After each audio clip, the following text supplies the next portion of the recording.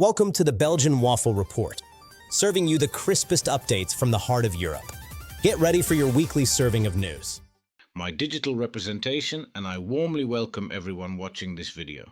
Buckle up, grab a Belgian waffle and maybe a Trappist beer, because last week in the little kingdom of Belgium was, as usual, completely and magnificently unhinged. Let's dive in.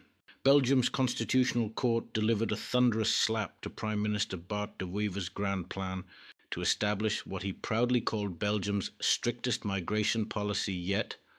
The court suspended the new asylum rules faster than a Brussels bureaucrat can order a second espresso. The asylum minister, Van Bossuyt, undeterred, continued refusing asylum seekers who had already been granted protection in other European Union countries. Because why make life easier for anyone involved? Meanwhile, the United States ambassador, one Bill White, decided to accuse Belgium of anti-Semitism over the country's laws regulating unregulated ritual circumcisions in Antwerp. Belgian Foreign Minister Maxime Prévost fired back, calling the accusations dangerous disinformation, which is diplomatic language for "Sir, this is a Flemish bakery." On a brighter note, the Brussels regional government finally sealed a coalition deal after a record-breaking 20 months of negotiations since the 2024 regional elections. 20 months! By comparison, a baby conceived the day negotiations started could now be sitting up and eating solid food. Congratulations, Brussels. You got there eventually. The Brussels government approved its 2026 budget, a remarkable achievement in a city where agreeing on lunch takes 3 committees. Unemployment in Brussels remains stubbornly above 15%, making economists wince and politicians shrug simultaneously. In VAT news that affects literally every Belgian with a stomach, new rates kicked in on 1st of March, meaning hotel stays, cinema tickets, and festivals cost 12% more. On the upside, that glass of sparkling water at your favorite Brussels cafe is now slightly cheaper, down from 21 to 12%. Small victories. And mark your calendars, a massive national strike is confirmed for 12 March 2026, called by all 3 major union confederations. Brussels Airport is expected to cancel all departing flights. Trains, trams, and buses will operate somewhere between barely and not at all. Belgium's military had a genuinely cinematic week. On 1st March, Belgian special forces, with a little help from the French Navy, seized a Russian oil tanker.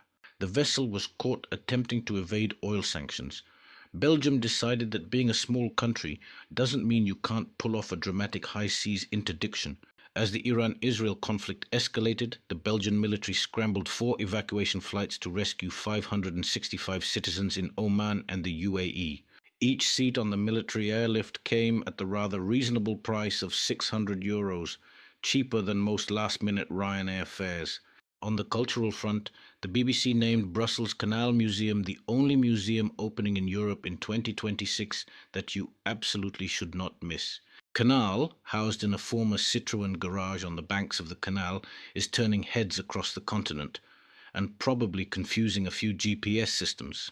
A collective of 170 Belgian artists signed an open letter demanding that public broadcaster RTBF withdraw from Eurovision 2026. Eurovision director Martin Green responded by saying that music can unite the world, which did not satisfy anyone but did sound very nice. The Antwerp Fine Arts Museum KMSKA celebrated a spectacular milestone, 2 million visitors since its grand reopening after a 9-year renovation. That's approximately €340 million written out in full. The museum has clearly struck a chord with art lovers who find Rubens compelling. In cycling, last Sunday's Omloop het Nieuwsblad was won by Mathieu van der Poel, who rode away on the iconic Muur van Gerardsbergen. The race was marked by multiple crashes, with riders going down like pins in a bowling alley, grey, muddy, and dramatic. In other words, absolutely perfect.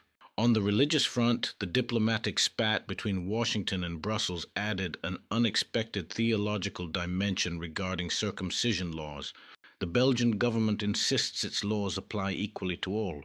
The United States ambassador called this anti-Semitism. God presumably declined to comment. And that is your weekly news wrap-up. If you enjoyed this video, please give it a duimpje omhoog. That's a thumbs up. and don't forget to subscribe.